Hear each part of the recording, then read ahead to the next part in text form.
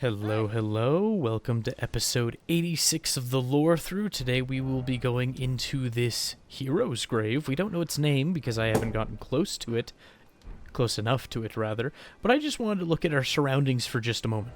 We find ourselves, well, fairly far east, not the farthest east we've ever been, but a good amount north, I should say. And we find ourselves on the edge of kind of what we know and understand according to the lore.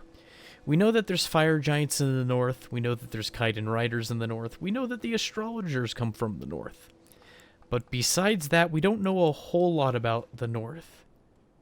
But we see a bridge coming off of Lanedell, heading eastward. We see some cliffs covered in snow, some scant trees, some mysterious pillars, kind of like stalagmites but above ground. Not in a cave system of any sort. Some suspiciously round boulders. That one kind of looks like a skull in the middle there. Just wanted to take a look at it. And then we have the hero's grave that we're going into here. Covered in its strange spires with these curling knurls coming off of it. Very interesting design work. But I want you to get excited today, because we're going to go on a little lore field trip when we're done with this dungeon here. So I'm going to try to do the dungeon fairly quickly. And of course, we'll read the item descriptions and look around a little bit. But we've done 3 of these types of dungeons by the feel of it. Maybe you could argue 2 if you don't want to count the tutorial. But it has this interweaving floral-ish pattern. And an elevator designed to give you motion sickness as it spins ever so slightly as you descend. By design. If you aren't slightly nauseous while honoring the dead, are you really honoring them truly? So we come down here, we have a couple statues. Likely a version of Queen Marika, hard to say, or maybe one of the other priestesses. I haven't talked a whole lot about the other priestesses just yet, and a lot of that will be mentioned in Lanedell. And by other priestesses, I mean whatever lady is on this shield here. See, there's a little lady there. Kind of generic, wearing a robe or a dress, a simple dress, as well as a wrap of some kind over her head. And this is a depiction of the, does it mention what tree? Great shield painted with a divine scene, the recipients of a blessed tear from the Erd tree, an item that looks back fondly in the Age of Plenty. So maybe if this is genuinely depicting the Erd tree and not the Great Tree, that could be Queen Marika, humble as she is on the front of this thing, as a depiction. Okay. But let's get back to it. So Azuria Hero's Grave, which is funny because it's the Hero's Grave, and then we have the Azuria Side Tomb. It's almost like, alright, our A-list heroes, they go in here, right? B-list heroes, put them in the storage closet. That's where they belong. So we come in here, nice candle stand, lit torches, don't know who's keeping them lit, very nice of them to do so. We can open this up and see what's going on inside. We have basilisks. Horrible monsters. Horrible monsters. Mostly because they're just, you don't want too much death blight, so they're just kind of a pain if you want to play it safe. And of course I'm using a straight sword. And we find the golden epitaph. It's a sword. Well, it's in the vague shape of a sword. So we take a look at it here.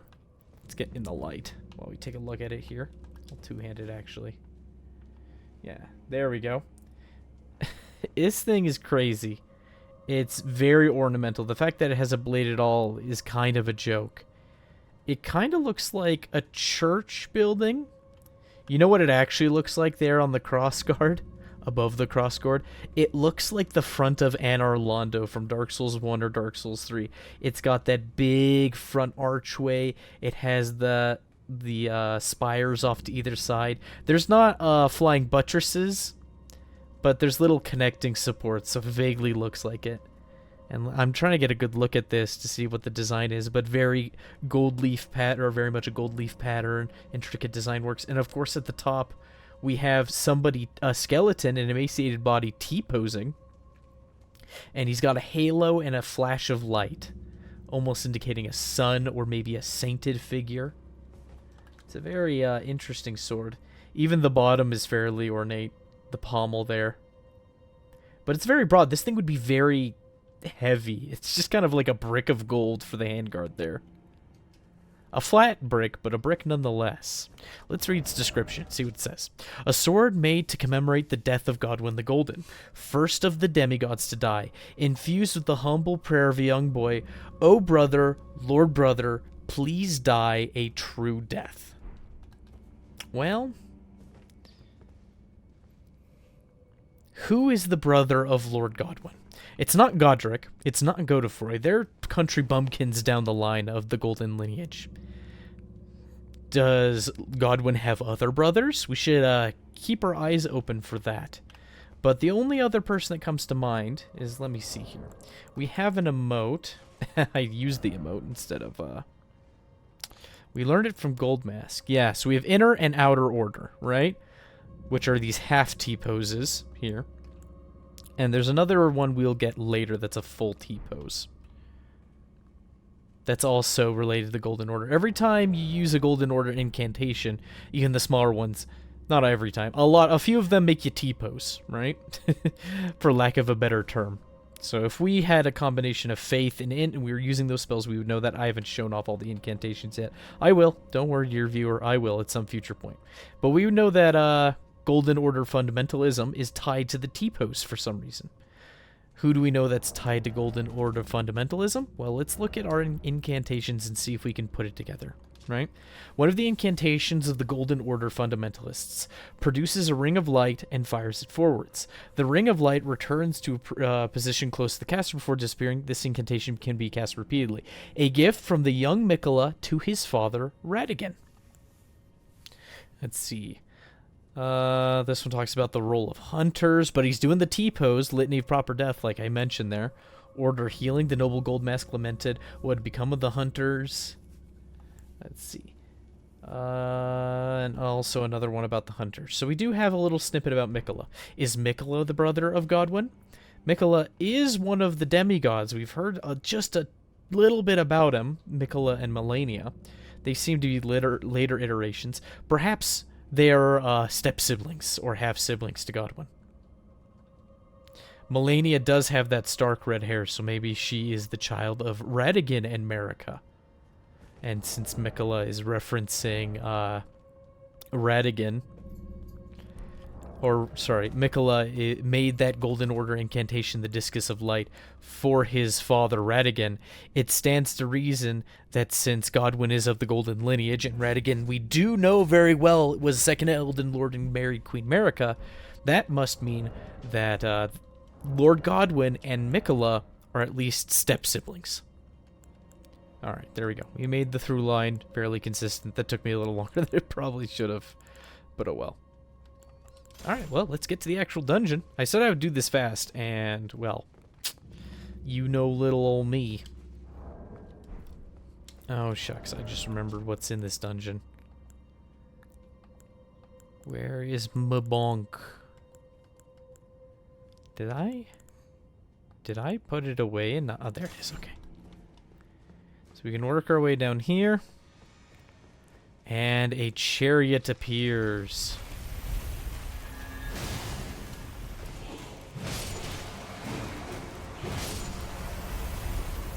And we're going to wait for the chariot to pass, and then we will get behind it.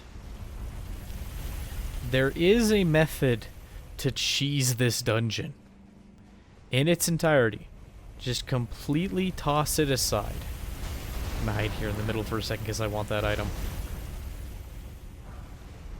And I'll tell you where and how to cheese it. I think, unfortunately, I should probably do it legitimately.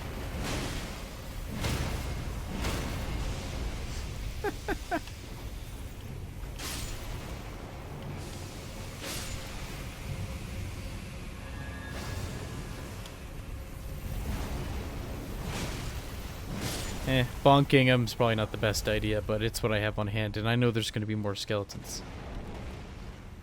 There we go.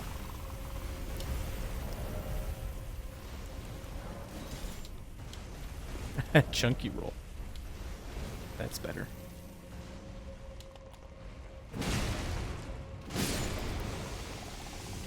Don't know why I picked the heavy weapon, but it works. Is there another one that appears over here? I thought there was. I was mistaken. Okay.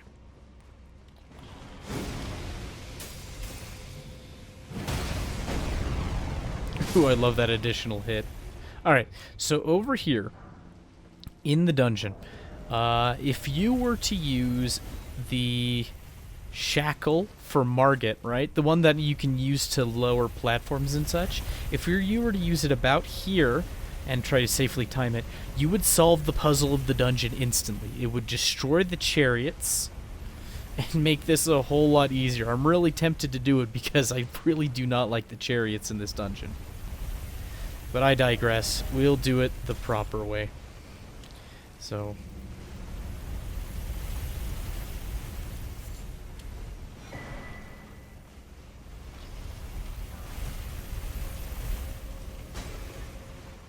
Nope, I thought there was another opening over there. I was mistaken. Very rude.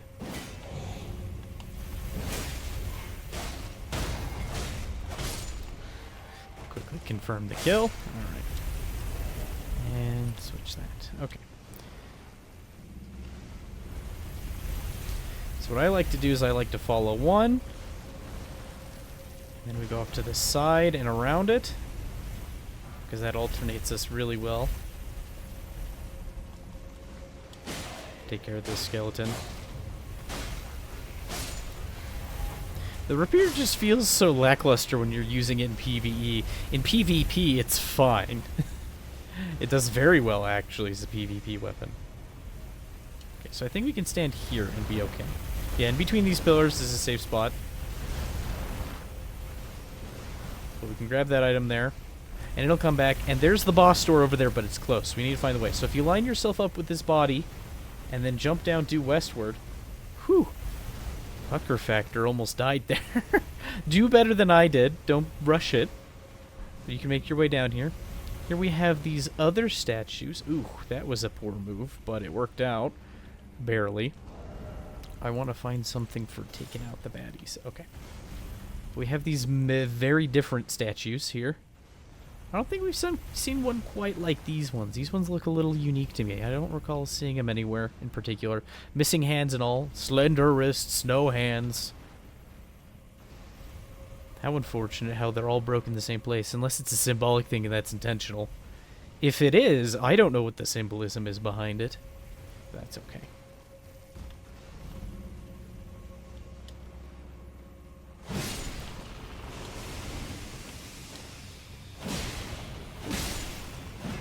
Ooh. Feels nice when you're able to take out all the silly basilisks. That ice proc does help. A little extra bit of damage there.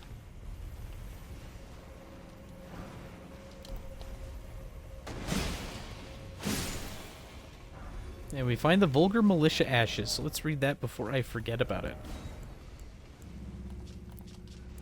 Ashen remains in which spirits yet dwell, spirits of the vulgar militia who wield long-hafted, serrated hatchets. These brutal weapons are particularly effective at causing blood loss to opponents. In the lands between, the small were scorned, and so they formed their vulgar militia as a means to make a living, albeit in ignominy. Funny word, that. So, I could talk a little bit about size, I suppose. In the lands between, but we need a little more information before I go full long into it. But I will mention that in Caelid we saw the corpses of massive skeletons, right? Absolutely colossal skeletons. And there we go. Just making sure I'm not falling off while I'm chatting here. So we've seen the skeletons of absolutely massive skeletons in Caelid, right? Just huge, ridiculously sized ones, right? And we have large creatures. We know that there's giants in the world. And we know there's fire giants. If there's much of a difference, we're not really aware of it yet. We have yet to see a giant proper. We've run into trolls, which apparently are related to the giants in some capacity. But we haven't seen a giant proper. And, well, those skeletons that we saw in Caelid, if those be giants, then giants are truly massive. They could be something else. We don't know yet. And sure enough, we've seen that, at least of the demigods, they're bigger than we are the Tarnished. We're quite small. And, of course, the vulgar militiamen are smaller than we are. So size has always been a relatively important motif or symbol, theme in the world of the Souls games, in the various worlds of the Souls games. Some beings can get huge by eating the bodies of others. And it's usually looked at as a bad thing, relatively speaking. But it is something that exists in that world. Eating living things, other people usually, can get you to be quite strong. Okay.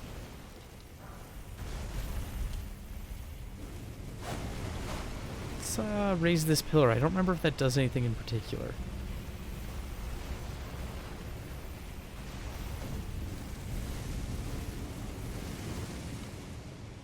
This is probably a mistake. Yes, it is.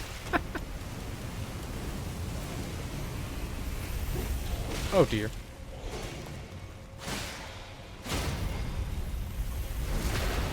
Can't you see I'm busy here? Very rude. Have to confirm the kill, so we have to find a way to get past him. And to get past him well. Oh, I always do this to my inventory.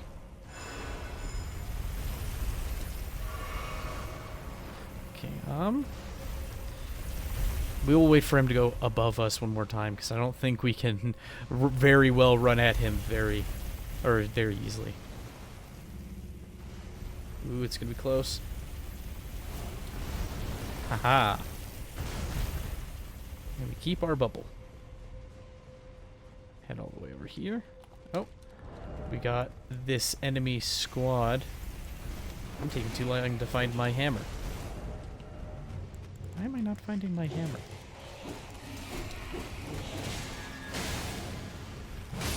There we go. That worked out well. For me, at least.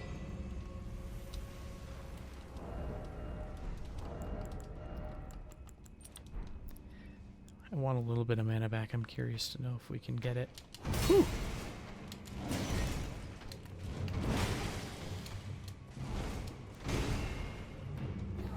Yeah, give me my mana back.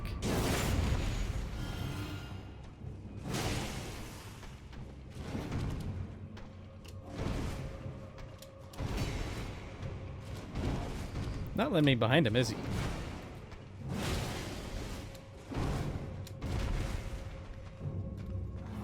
There we go. Just toyed with him a little bit.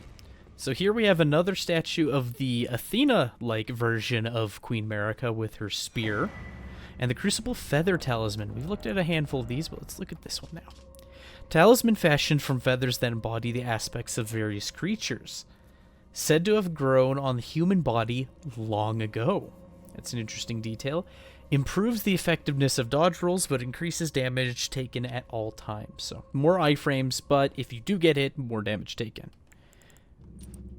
Now, that's an interesting thing. Said to have grown on the human body long ago. When I think of the Crucible and feathers and wings, immediately the Misbegotten come to mind. They're vaguely human-esque. In the widest stretch you could possibly imagine with that term. And so, are the Misbegotten actually the original humans? Not sure on that one.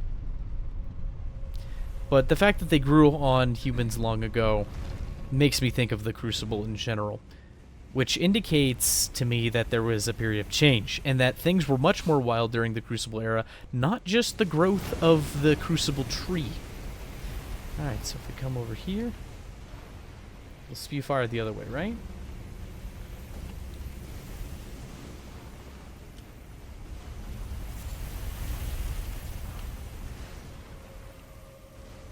I don't believe they're dying. Give it a moment. Huh. Well, this is the pillar you need to raise and lower to get the chariots to die. So let's raise it.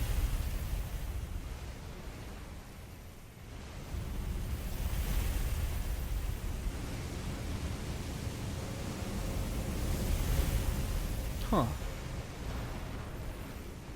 Oh, there it is. That one just died, and now this one's gonna die. Because it gets into the light of Rosus. I think he's somewhere over here. There he is. There's Rosus with his little scepter. And we get the Holy Ground Ash of War, the Sentinel set. Yeah. In case you didn't see him, there's Rosus up there. And some Erdtree banners. Very nice looking banners. They look relatively unblemished by time. Okay. So, let's take a look at that Ash of War, and then we'll do the boss, and hopefully we can go on our little lore field trip, which shouldn't take too long. So where are my Ashes of War? Here it is, Holy Ground. This is a good one, an annoying one in PvP. This Ash of War grants an armament, the Sacred Affinity, and the following skill. Holy Ground. Raise shield to create an Erdtree consecrated area that continuously restores HP and boosts defense for self and allies inside it. So for a cost of, oh, it doesn't say, it's like 20 or 40 mana, I forget. It's a good chunk, enough to be noticed. You can lay a patch of gold on the ground. Can we actually just push this open? Oh, we don't hit a lever for it. That's how the game tricks you. As we put our hands on the roots with the bodies and the weird figures around it. Okay. There are a couple baddies here I want to deal with. A couple more skeletons with their croziers. Steak America. This is an annoying boss. If you die to it repeatedly and want to just rush to it. Because you can't prep right before the boss door because there's 3 skeletons that'll just agitate you. And of course, since they're skeletons, you got to confirm the kill on them. But you do want them out of the way if you want to summon any friends. Okay. So, oh shoot, what was I just talking about? I talked about the bodies. Oh, I talked about the Holy Ground Ash of War, how it was a complete chore to deal with. Because people who can get away from you, they'll just pop that and heal up to full real quick at a cost of mana. And since mana is relatively cheap in PvP, thanks to people cheating in Starlight Shards, it can be a huge pain. Now, you could always punish these people, right? But it's still annoying that they have that option. Okay. And the Tree Sentinel armor, before I get too far.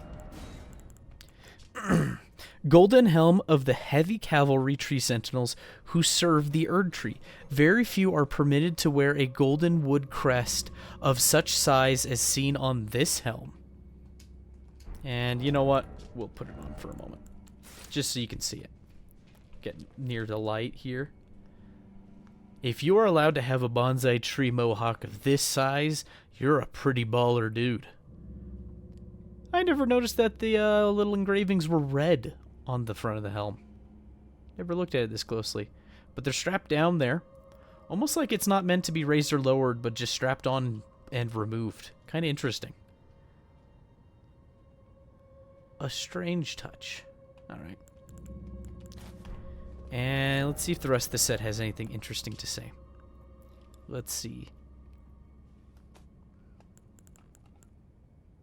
Okay, so it does say something slightly different. Adorned with a cape featuring the mark of the sacred tree, imposingly sturdy and nigh unbreakable, the grace of old yet lingers. Grace of old yet lingers. Grace of old yet lingers. So that has a slightly different description. And sure enough, if we look at these items in context of the rest, they're in the second to last bracket of armors with a high poise value of 12. Which is more than the pumpkin helm, so... Alright, let's actually do the boss. And hopefully I can do the boss. Let's see if I'm cool enough to do the boss. What weapon do I want?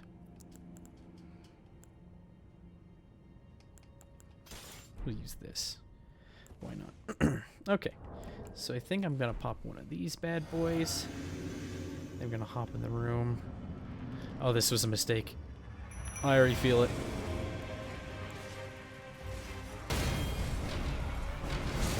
Ooh, good damage though. So we have a regular Crucible Knight, and then a Crucible Knight named Ordovis.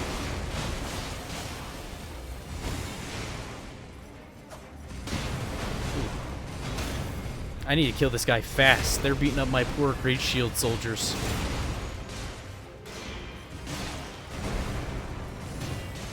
Shucks. Gotta pace it for that last one. Whew. This could get hairy fast.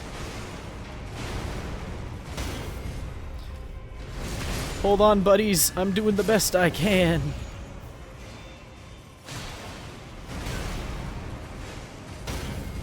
Have a moment to naturally recover without having to roll.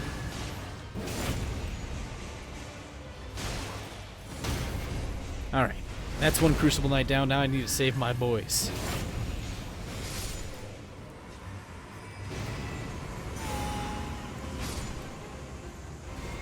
You killed my boys. I'm gonna make you suffer. Ooh, 950. Very nice. Oh. Can't believe he hit me. Oh, I'm healing off of crits. I don't need to even worry about flasks.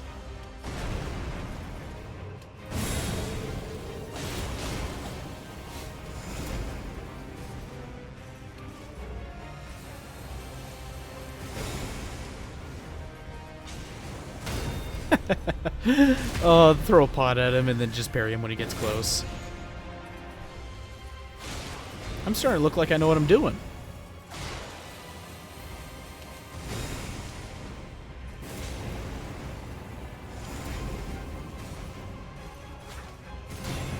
Oh, shucks. I had to fill up a parry, otherwise it wouldn't be, you know, you'd think I was cheating or something. Alright. There we go. Let's see if we put that on in time. Yep, 33.6k. So we get the Ordovis Greatsword and the Crucible tree sets. Let's look at the Ordovis Greatsword. One of my favorites. I love this thing. I use it on my City Watch character if you watch my PvP videos. Okay. Greatsword of Ordovis, one of the two honored as foremost among the Crucible Knights. This sword is imbued with an ancient holy essence. Its red tint exemplifies the nature of primordial gold, said to be close in nature to life itself. It's actually a very curious description there. Primordial gold. Red tinged. Well, let me get the exact words before I botch it. Red tint exemplifies the nature of primordial gold, said to be close in nature to life itself. Alright. So. For the beginnings of our field trip, we'll actually be heading to Outer Wall Phantom Tree. Okay. So we'll get started on the field trip. Episode might run a tad long because of it, but that's okay. Let's read the description for the Crucible set before we return to... Actually, we'll do it now. I'm every which way, aren't I? Okay, so Sword Chest. We'll go to our Great Shields. So, if you remember way back when, on the Gilded Great Shield for the Godric Knight soldiers, metal Great Shield coated with gold, carried by knights loyal to Godric. The red tinge in the gold coat mirrors the primordial matter that became the Erd Tree, the color of homeward yearning. Right? That red tinge in the gold coat, turns out, is primordial gold. As far as the Ordovis Greatsword item description is concerned, this red tint exemplifies the nature of primordial gold, said to be close... God, I just keep flubbing on those last few words. Said to be close in nature to life itself. Alright. So let's get on horseback. And let's read the description of the Crucible. Crucible Axe Helm. And you notice the tree spear wielding kind of Crucible Knight, he had a different helmet and a little bit different armor. Helm of the Crucible Knights who served Godfrey, the first Elden Lord. This axe ornamentation is the Knight Ordovis's mark, displayed also by his men. So any knights that look like this are under Ordovis in terms of their hierarchy. Holds the power of the Crucible of Life, the primordial form of the Erd Tree. Strengthens aspect of Crucible incantations. I forgot it does that. That the armor set, despite being a fairly good armor set, buffs those incantations. Okay, so I wanted to go on a slight field trip. Well, I guess I should check on the other pieces of armor before I go nuts. Alright, armor of the Crucible Knights who served Godfrey, first Elden Lord. Same. In time, the strength was shown, in time, the strength shown by these knights and even their appearance was seen as chaotic and deserving of scorn. Interesting. In time, the strength shown by these knights and even their appearance was seen as chaotic and deserving of scorn. Okay, so first off, I wanted to talk about this crater. We come here, and it's got all these specks, right? It's glowing. We've seen texture like this before, sometimes in the bottom of dungeons, right? And we know that a falling star beast was here, so it's a sign of a crater, something from outer space, essentially. And as we go throughout this field here, we see little pockets of that same gold texture in smaller amounts, right? See? Little lump there, another little lump over there. They're all over the place. Every time we've seen craters like this, they've been here. We saw them in the Weeping Peninsula briefly, and a good handful of boss rooms throughout the lands between. What is that item? Oh, gravity stone fan. Didn't need that. Okay. I think we're safe now. And then I wanted to go to Divine Tower of West... Oh, who noticed me? You noticed me. Shucks, I don't want to fight these guys. I don't have time. Did you see me eat it? That was kind of funny.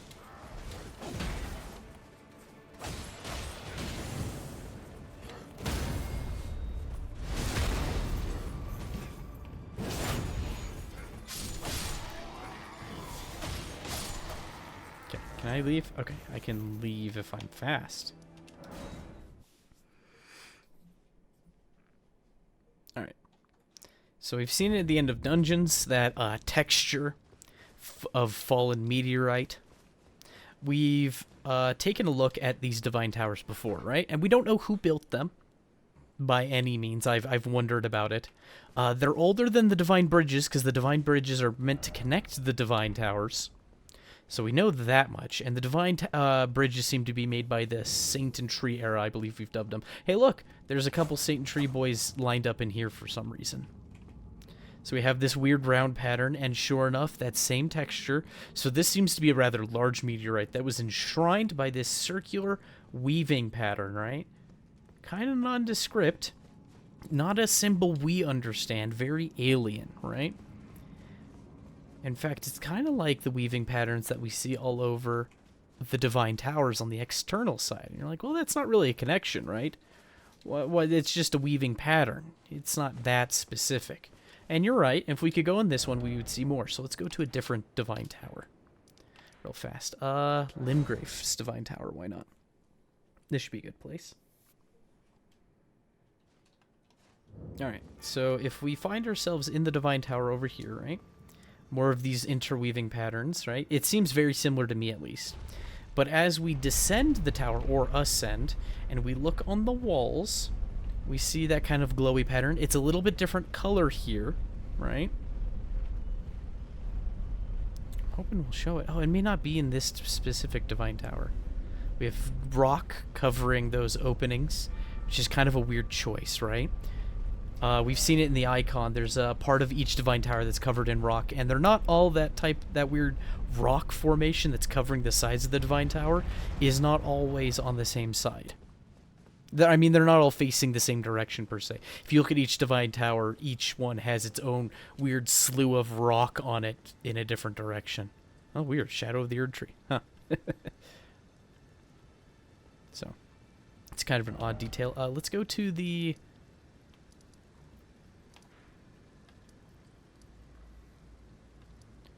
Let's go to the center of the Divine Tower of Caelid. I think we'll see it here. I hope we'll see it here.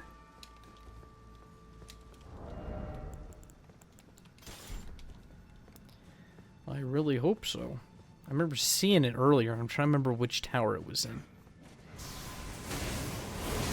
Whew.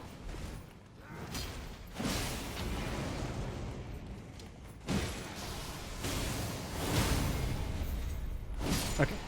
So, sure enough, in this Divine Tower that we have to run our way through, see all those pockets of meteorite, just like we saw on the floor, just like we saw in that crater. This place is worshipping or valuing meteorite, and it's got that circular pattern around it if you take a look. Very reminiscent of the one we saw on the floor out front, the West Altus Divine Bridge after the sealed tunnel dungeon, right? So we see more of it there. And if we head to the top of one of these divine towers, and they're all very similar, just about.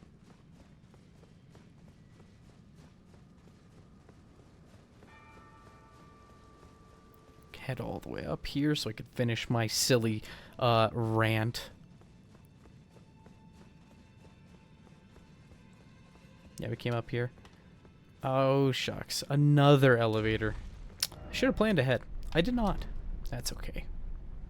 Yeah, we see more of them sparkly walls. Oh, there they are. There's a couple more of those meteorites, right, embedded in the walls there. And it looks like there's some scripts in these reliefs. That could be script. I don't think it's just broken. We can't read it. It's nothing we recognize. There's no easily identifiable symbols. The closest we have to a very recognizable symbol in all of these places at the moment is those meteorites, right? I guess there's repeating circular patterns. And then there's the rock face again. See that? The outer rock that looks like it was slapped onto the side like cement. It's even in the icon on the map.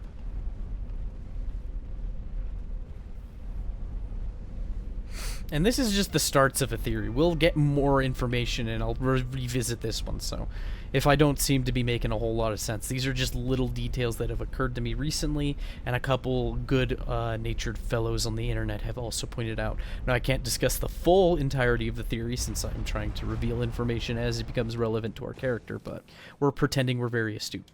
So there's another divine tower out there, all the way out in the ocean. There's a weird ridge line for the ocean. Somewhere over here-ish. And the ocean seems to empty into the actual ocean, or this circular sea here. So there's so we have a divine tower here, another one over here, another over here, and we had one over here, and there's probably another one somewhere over here. So we have two others that we haven't even gotten close to yet. Making, what is that? 1, 2, 3, 4, 5, 6 points. So we have a hexagon shape going over this big gulf that's surrounding the lands between. We come up here, we have the fingers, and they're on this mound, and there's the circular pattern again, right? But there's all this ash in the way, and a little bit of grass from this moldering corpse of the two fingers. Makes me wonder if we were to clear away this dust and this dirt and grass, if we would find another even larger meteorite here. Just like we did in the Divine Tower West Altus Gate. But sure enough, we see this, right? You see more of these bad boys. And it's got a bunch of rings around it again. The ring with the semi-floral pattern. But this time, it's surrounded by a series of dots. It's a symbol I really missed the first time coming through here, because to be fair, at the time, I didn't know much about the lore of this place. So there's some weird connection here. So there's some culture here. Really old culture. Ancient culture, right? They built the divine towers at some point in time. Why? Don't know. Has something to do with meteorites falling from the sky. They worship the meteorite. They derive power from the meteorite. They carved this whole place out of stone, it looks like, and bricks. They have mortar of some kind. Maybe they're just really good at slotting bricks together. I'm not certain. But a fairly advanced civilization, given how intense those elevators are. And they seem to derive power from it. Maybe the magic that's in meteorites, because we know gravity magic is associated with meteorites, maybe that's how the elevators work. Not sure. But we seem to have a hexagon of divine towers. Vaguely. I would need to get out a map and draw some lines. But it makes me wonder if they're encircling something. Now, they all have that rock face on them. I pointed it out before. So we're on the K-lid one, right? Can I see the, And the divine towers are at varying heights. Yeah, it's really hard to see the one in Limgrave. In fact, it almost looks like they're not rendering it at all at the end of the Divine Bridge there. Maybe we're not supposed to look there. Maybe they figured the minor Erdtree would be in the way. And we wouldn't try to sneak a peek. Yeah, I can't even see its Divine Tower. A really low poly Stormveil. Budget Stormveil. But we do see the one for Liurnia very clearly. And there is one over there. See, it's on the map. It would be in the ocean a little ways. Interesting. And we can see the one for West Altus. That's that one, right? Actually, no, wait. The one for West Altus is that one, actually. That's the one we were just at. That's another one we haven't figured out how to get to. It's east of Limgrave. Kind of on the border with the mountaintops. Right? And then we have the one that's out in the ocean. And then there's the Beastman Sanctum. Well, the Beastman Sanctum doesn't look rendered at all. It's missing its front porch. That's funny. And then we have that big old bowl up there.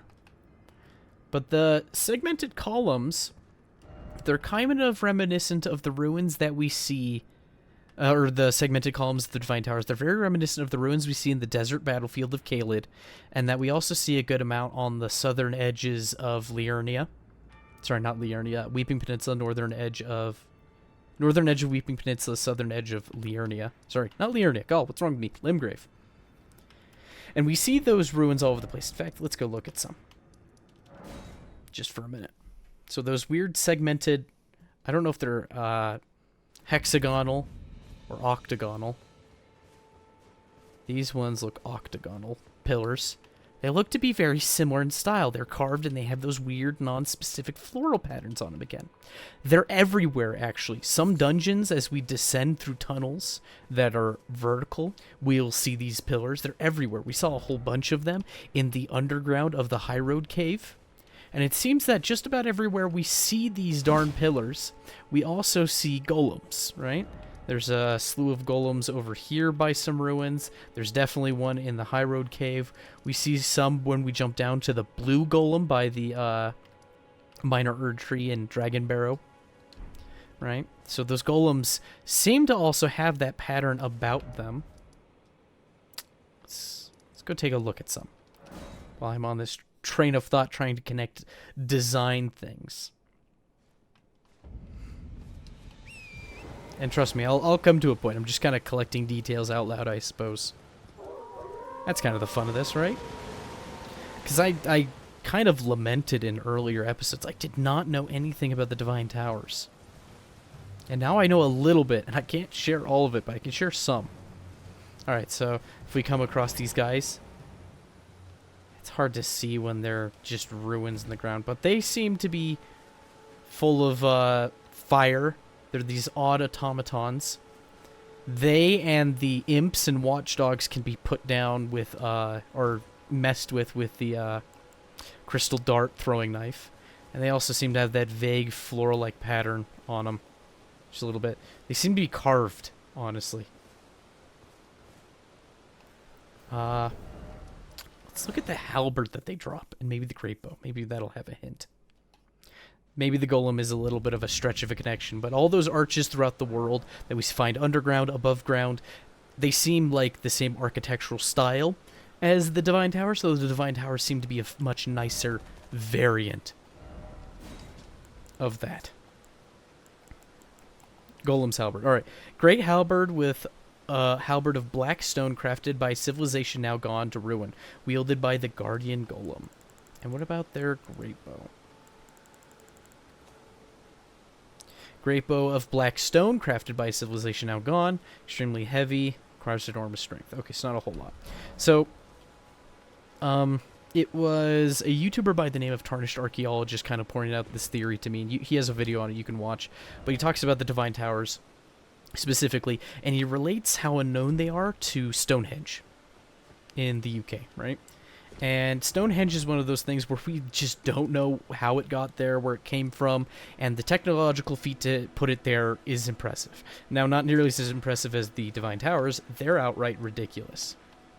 But still very notable, honestly, these Divine Towers. And so if I were to put together a brief timeline of these cultures, right, I would say that there was a culture of builders, and they erected huge highways and all those support structures, those arches that we see all over the world, as well as the divine towers. In which order, I couldn't tell you. And they drew their power from the meteors, right? They loved the meteors, they worshiped the meteors, they put the meteors in their towers, maybe the meteors operate the elevators, not sure. But they loved the meteors, they gained power from it. Likely some huge meteor hit the lands between somewhere. Hopefully we'll learn more about that in time. And so they had their culture, they constructed all this stuff, and something happened to them. Something really bad happened to them, right? Very bad. And it seems that possibly more meteors happened, causing sort of orbital bombardments. And if you have things that size hitting the planet creating molten rock, perhaps the molten rock could splash. And perhaps with the molten rock splashing, you get the divine towers having this slathered bed of rock on a side of it. It would take multiple different meteor impacts to do that to each divine tower so nicely, and while on different sides, since not all of them are facing the same direction. So it doesn't seem one large meteor splashed, cratered, maybe even creating the gulf in the center here. Unfortunately, the molten rock on each, or the dried molten rock, the solidified, cooled molten rock is not all facing the same direction, unfortunately. So it seems that there's this culture of builders. They made the divine towers. They worshipped the meteor. They used the power of the meteor in some capacity, right? And they were wiped out, probably by more meteors, to such a great extent that all that really survived was their ruins underground, a couple of their support structures, and their divine towers. Later comes the Saint and Tree stratum. They build their bridges to connect the divine towers. They have their culture. They seem to have built places like Stormvale Castle, Castle Morn, Redmane Castle, those castles. They had their culture as well. And something probably wiped them out as well. Then we have the underground cultures. The Eternal Cities, Nox and Noxtella, we've heard a little bit about. The Night Maidens, not sure where they exist in the timeline just yet, according to what information we have. We'll be able to put the timeline together better later on. But that will be there as well. So the Saint Tree culture showed up. They built their divine bridges. They put their sword monk statues leading up to these people, right? And down the line, they also fell out of power. And then we had we need to figure out where the Eternal Cities and the Nox culture and the Newmans and where all their stuff lines up. And hopefully we can put that all in the timeline. I think we'll be able to put that on the timeline by the end of Lanedale, actually. So we'll get enough information to hopefully make that connection. And then, sometime along the way, we have the Crucible era, where it overlaps. It's hard to say. Don't mind me, I have my video game controller cable going underneath my chair. There we go, I hate that. Alright. And so, the Erd Tree culture comes along after the Crucible era. Lord Godfrey, a powerful upstart with his Crucible Knights, helps Queen Marika come to power. When the Erd Tree happens, it's not clear just yet. But it happens sometime after. It's actually one of the more recent cultures as far as the world of Elden Ring is concerned.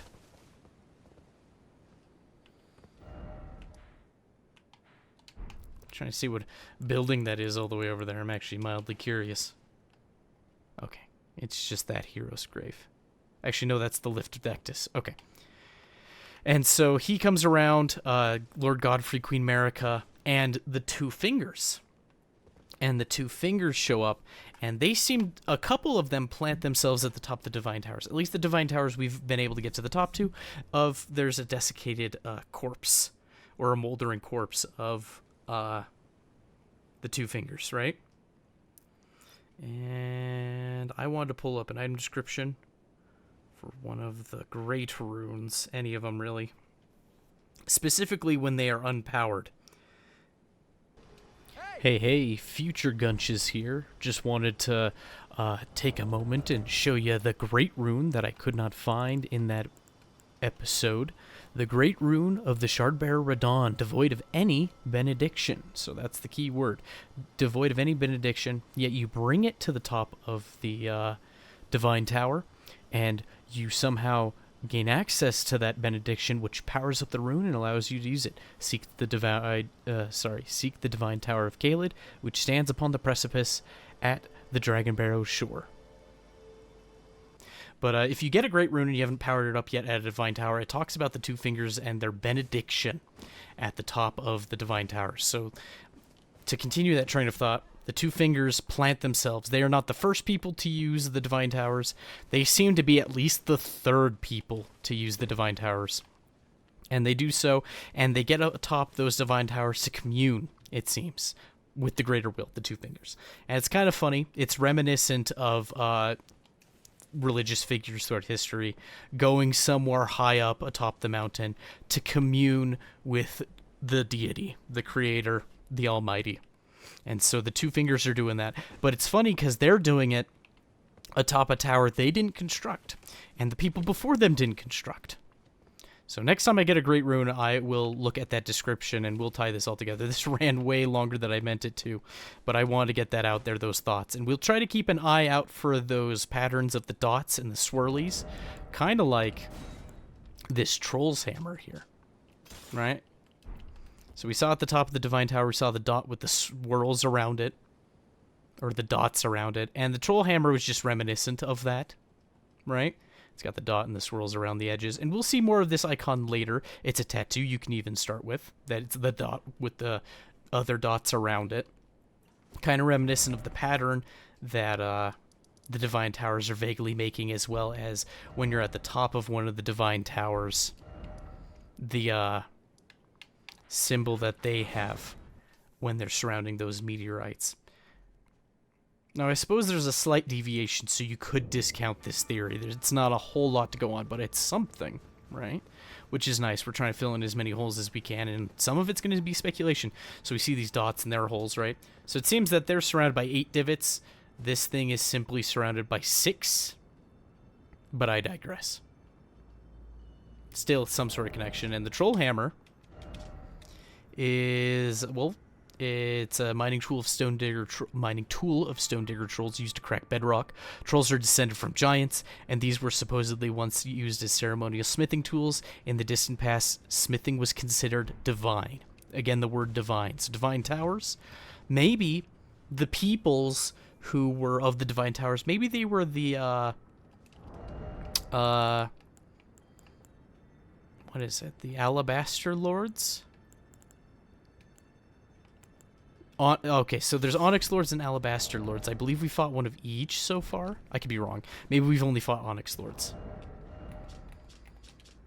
Let's see. Weapon unique to the Onyx Lords, a race of ancients with skin of stone who are said to have risen to life when a meteor struck long ago. Okay, so another hint towards that. What else is there? The Ruin's Greatsword. Let's see. The ruin it came from crumbled when struck by a meteorite. As such, the weapon harbors its destructive power. The Ruin's Greatsword. Again, it's got that semi-swirling pattern on it. Not sure if this is in any way connected to the Divine Towers. Maybe.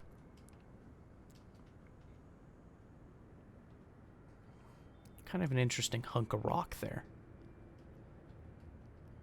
It's just trying to find through points for all this. Let's see.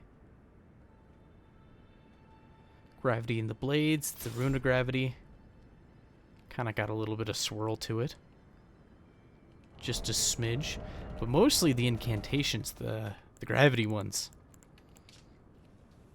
A gravitational technique studied by the Long Radon. He was a master. His master was an Alabaster Lord. There it is, with skin of stone.